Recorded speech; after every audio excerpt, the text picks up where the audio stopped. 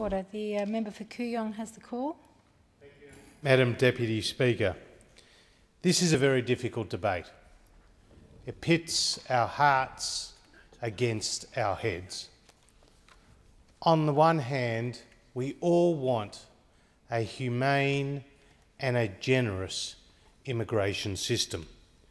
In fact, migration is and has made this country great.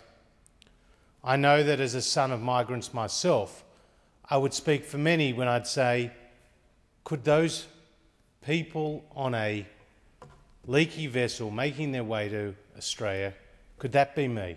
Or could that have been one of my family members?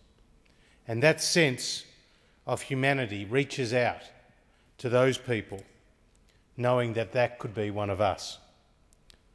On the other hand, we all know that as a sovereign nation, we have a right and an obligation to protect our borders, and that there are 42.5 million people in the world who are internally displaced, and millions in our own region.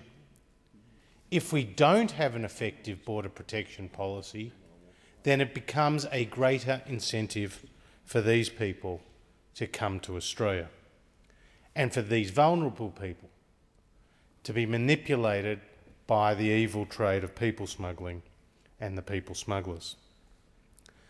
Madam Deputy Speaker, personally I feel much more comfortable talking about issues related to the nation's balance sheet or to the nation's foreign policy posture.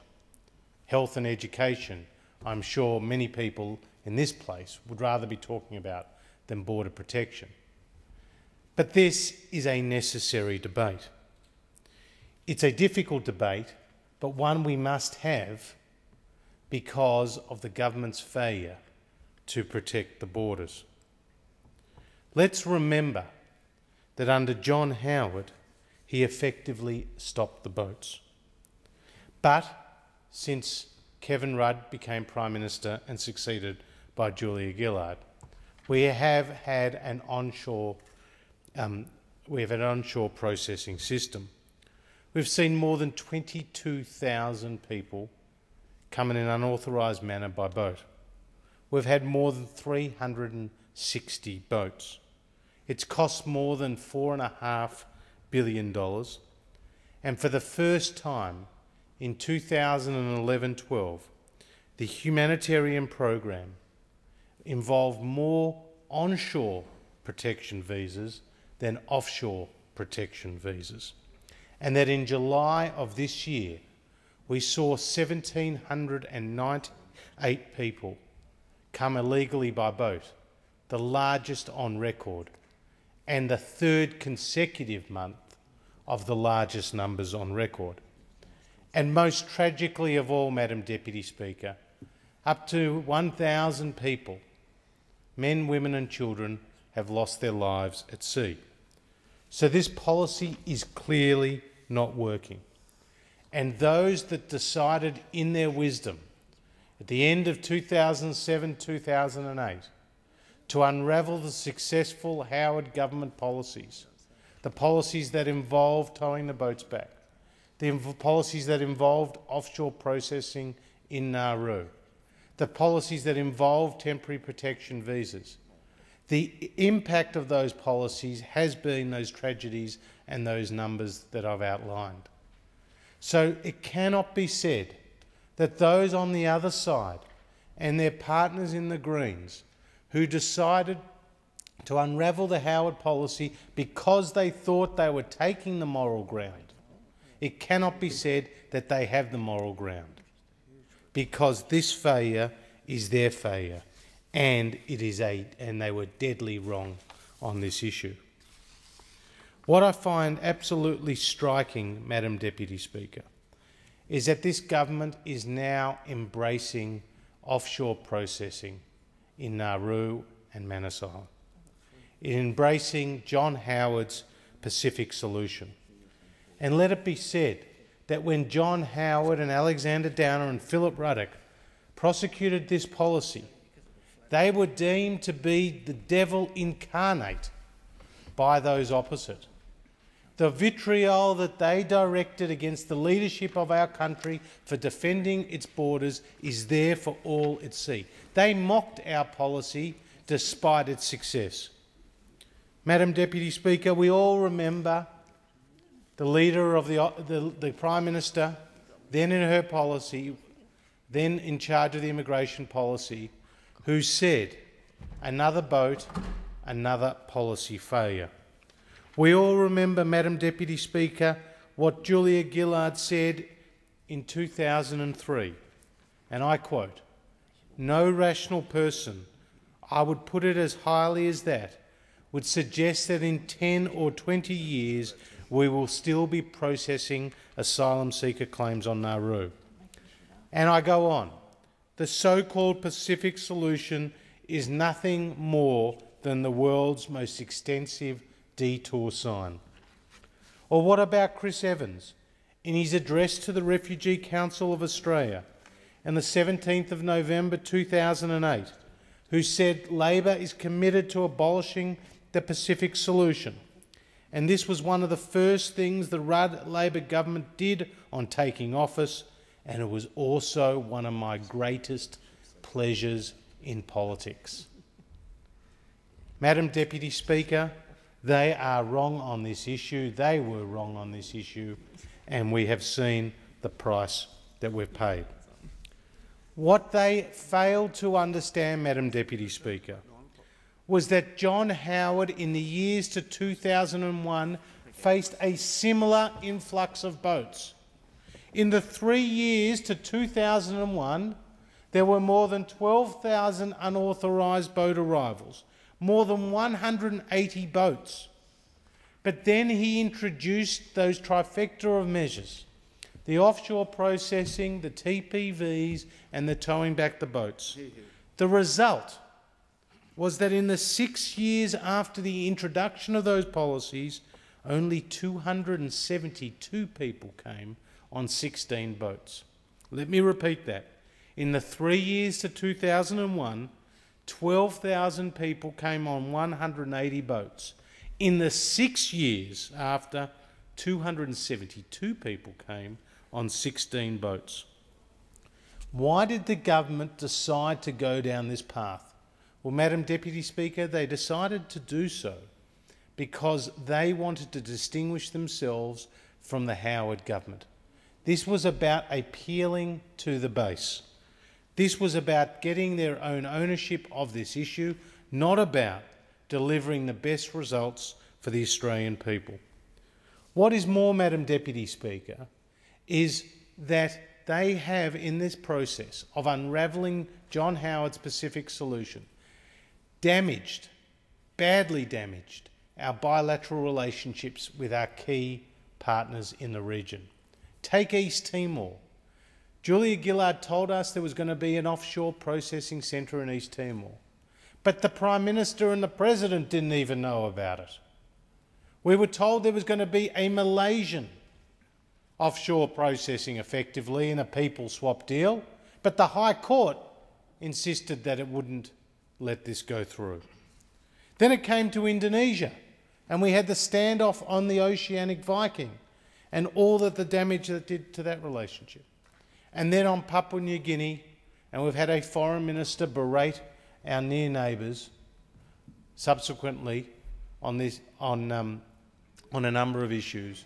But the key is that we have had a Prime Minister who has badly treated East Timor, Indonesia, Malaysia and Papua New Guinea. Unfortunately, this is in stark contrast to what John Howard and Alexander Downer successfully did in 2002. They instigated the Bali process on people smuggling. I actually went to that meeting with Alexander Downer in Bali. And those countries that came together, source countries, transit countries, destination countries, all coming together under the chairmanship of Australia and Indonesia to work out how do we coordinate our approaches in a better way. How do we share intelligence and information? How do we get good customs control, build good governance, documentation improvements? identification improvements. This is what the Bali process instigated. Unfortunately, since that time, we have neglected those important regional partners and that important regional process, and the results are there for all of us to see. Madam Deputy Speaker, we have three distinguished Australians in Angus Houston, Michael Lestrange and Paris Aristotle, who have come together and put a very comprehensive report together. And one of the most telling points in that report, I found, was the focus on the regional relationships. They said that this issue could not be dealt with by Australia alone, because so often these people are transiting Indonesia. In fact, nearly in every situation, other than with the Sri Lankans, and after 2010, Indonesia has been the source country. And do you know that 3/4 of the unauthorised boat arrivals that come to this country come from Sri Lanka, come from Iran, or come from Afghanistan? 3/4 come from 3 countries. Now, why can't we do better with our relationships with those countries and with our key partner in Indonesia to help stop the boats? That's what I asked today. And Australia is the co-chair of that 46-nation Bali process with Indonesia. And we have a key opportunity here, Madam Deputy Speaker, to accelerate the cooperation that's been lagging since the Rudd government came to power. Another point that I found interesting in this report, Madam Deputy Speaker, was that the AFP in 2011-12 spent only $16.9 million on border protection. The Attorney General's Department, $6.7 million. Customs, $8.3 million. Madam Deputy Speaker, why are we front-loading? Why aren't we front-loading our spending on these issues to deal with the AFP, AGs and Customs to give them more firepower to stop those boats coming? Why are we spending billions of dollars on the back end, namely when the people come here, processing them, detention centres, legal processes, lawyers? Why aren't we spending more money at the front end, at the pointy end? Yeah. Why is $16.9 million for border protection for our federal police who are coordinating international efforts? That seems to me extraordinarily low, and that is, I think, an important question to ask. Madam Deputy Speaker, in this report, we have seen an acknowledgement of the spirit of the TPVs by taking away the family reunion powers or opportunities for those who come illegally by boat. We've seen the committee say that the Malaysia deal is unconscionable in its current form, and we've seen them say that it could be safe to tow back the boats as it was effectively done under the Howard government. Madam Deputy Speaker, this is a vindication of what Tony Abbott and Scott Morrison and our side of politics has been telling those in government for some time, for the 5 years that they've been in power nearly. Arrogance. This is a vindication. And we all know that we had a successful policy framework in place when John Howard was in office, when he effectively stopped the boats. Now, Madam Deputy Speaker, I finish where I started, that we come to this issue with a heavy heart because we want a humane and generous program. We asked ourselves, could we be one of those people who are coming here by boat?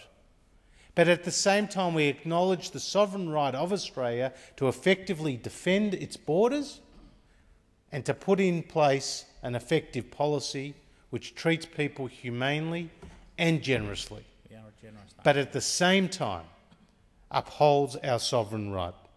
When we explain to the Australian people our record in government, I believe they will have no doubt that should we get the opportunity to govern this nation again, we too will bring some order and some effectiveness to our border protection policy.